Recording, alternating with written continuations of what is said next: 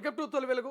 కల్వకుంట్ల కవిత ఇటు రేవంత్ అటు పవన్ కళ్యాణ్ పై రెచ్చిపోయింది. సో పాలమూరు వేదికగా నా ఉద్యమం మొదలు కాబోతుందని చెప్తుంది. మరోవైపు ఇక తెలంగాణ వ్యాప్తంగా టీఆర్ఎస్ పార్టీ గద్దెల్ని కూలుస్తున్నారట కూడా కల్వకుంట్ల కవిత సీరియస్ అవుతున్నటువంటి పరిస్థితి. ఇక ఇష్యూ బేస్డ్ పాదయాత్రలు రాష్ట్ర వ్యాప్తంగా చేస్తున్నట్టు కల్వకుంట్ల కవిత ప్రధాన పార్టీలకు హెచ్చరికలు జారీ చేస్తున్నట్టు తెలుస్తుంది. రైట్ నౌ మరింత సమాచారం తెలుసుకుందాం. మా ప్రతినిధి మూషం శ్రీనివాస్ ఫోన్ లైన్లో అందుబాటులో ఉన్నారు. సో మూషం, ఏం జరుగుతుంది? ఇప్పటికే కవిత చిట్ చాట్లో సంచలన వ్యాఖ్యలు చేసినట్టుగా కొంత చర్చ జరుగుతుంది. సో కవిత చేసిన వ్యాఖ్యలు ఏంటి? శ్రీశైలం కవిత చిట్ చాట్ లో తొలివేలు కూడా ఉంది. తనకు సంబంధించి కొన్ని ప్రధానమైనటువంటి అంశాలను తను ఈ రోజు చిట్ చాట్ వేదికగా మీడియా మిత్రులకు అయితే పంచుకున్నటువంటి సందర్భం. దానిలో ప్రధానంగా పాలమూరుకు సంబంధించినటువంటి ఎత్తిపోతల పథకం సంబంధించి పాలమూరు రంగారెడ్డి పోతిరెడ్డిపల్లి ఎత్తిపోతల పథకం సంబంధించినటువంటి విషయంలో నా యొక్క పాదయాత్ర పాలమూరు నుంచి వెళ్ళి ప్రారంభమవుతుంది. టీఆర్ఎస్ పార్టీకి సంబంధించినటువంటి మొదటి ఉద్యమము అక్కడి నుంచే మేము ప్రారంభిస్తామంటూ కవిత చెప్పినటువంటి సందర్భాన్ని అయితే మనం చూస్తా ఉన్నాం. దాంతో పాటుగా వాళ్ళు కీలకమైనటువంటి వ్యాఖ్యలను కూడా చేయడం జరిగింది. ముఖ్యంగా పవన్ కళ్యాణ్ ఇష్యూ ఇప్పుడు నడుస్తున్నటువంటి సందర్భంలో పవన్ కళ్యాణ్ కి సంబంధించినటువంటి ఆ యొక్క కబ్జా చేసినటువంటి భూమి చుట్టూ ఉన్నటువంటి ఆ కంచెలను కూడా తీసివేస్తామంటూ కవిత మాట్లాడినటువంటి మాటలను మనం చూస్తా ఉన్నాం. మరొక వైపు బండి సంజయ్ కొడుకు ఇష్యూను డైవర్ట్ చేసేటువంటి ఉద్దేశంలో భాగంగానే పవన్ కళ్యాణ్ ను ఇక్కడ తీసుకొచ్చారు అనేటువంటి మాటను కూడా కవిత చెప్పినటువంటి మాట సందర్భాన్ని చూస్తా ఉన్నాం.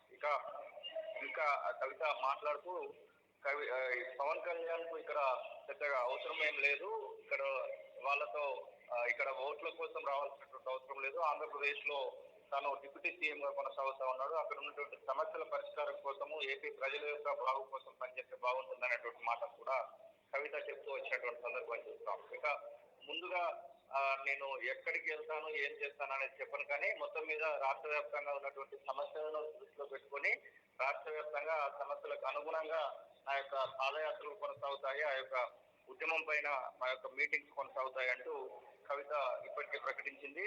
చిట్ చాట్ కూడా అదే విషయాన్ని చెప్పినటువంటి సందర్భాన్ని మనం చూస్తా ఉన్నాం. మరొక వైపు దానికి ముందు జరిగినటువంటి ప్రెస్ మీట్ లో కూడా కేటీఆర్ కు ఒక కొత్త నామాన్ని కవిత పెట్టినటువంటి సందర్భం. కేటీఆర్ అంటే కేసీఆర్, తారక రామారావు, అలాగే హరీష్ రావు, దాంతో పాటుగా రేవంత్ రెడ్డి, కొండల్ రెడ్డి, తిరుపతి రెడ్డి అంటూ కేటీఆర్ పేరును తను ఉచ్చరిస్తూ మాట్లాడినటువంటి మాటలు ఇప్పుడు చాలా వైరల్ గా మారుతా ఉన్నాయి. మరి ఎందుకు అలా మాట్లాడింది ఏంటి అనేది పక్కన పెడితే అటు టీఆర్ఎస్ ఇటు కాంగ్రెస్ పార్టీకి సంబంధించినటువంటి సీఎం అన్నదమ్ములను ఉద్దేశించి కేటీఆర్ పేరును తను ప్రస్తావించడం అయితే ఇప్పుడు ఒక రాజకీయ చర్చకు ఊపందుకుందని చెప్పుకోవచ్చు.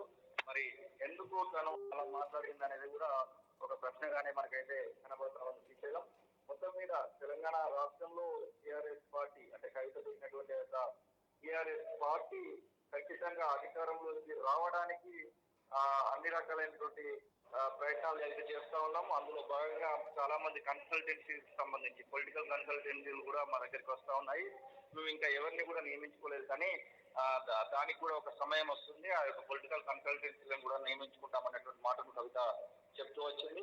దాంతో పాటుగా ఆర్టీసీ యూనియన్ ఎన్నికలను ప్రభుత్వం పెట్టాలని చెప్పేసి యోచిస్తున్నట్టుగా అంటే ఈ రోజు ఉదయం నుంచి కూడా వార్తలు వస్తున్నటువంటి నేపథ్యంలో ఆర్టీసీ ఎన్నికలలో కూడా పాల్గొంటాము, ఆర్టీసీ ఎన్నికలలో కూడా మా యొక్క టీఆర్ఎస్ పార్టీకి సంబంధించినటువంటి యూనియన్ ఉంటుంది అనేటువంటి మాట కూడా కవిత చెప్తూ వచ్చింది.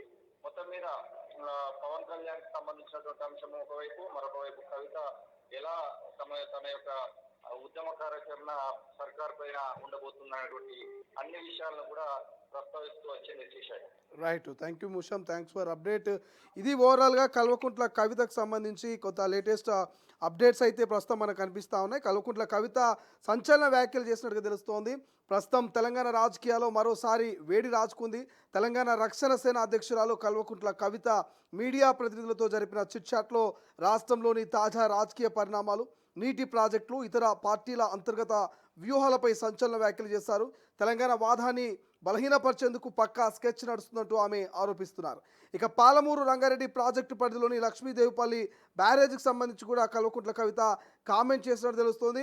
పనులను సాధించుకునేందుకు తాము పెద్ద ఎత్తున కార్యాచరణ సిద్ధం చేస్తున్నట్లుగా కవిత వెల్లడించారు. ఇక తెలంగాణ రక్షణ సేన అసలైన ఉద్యమం పాలమూరు నేల నుంచే ప్రారంభం కాబోతుంది.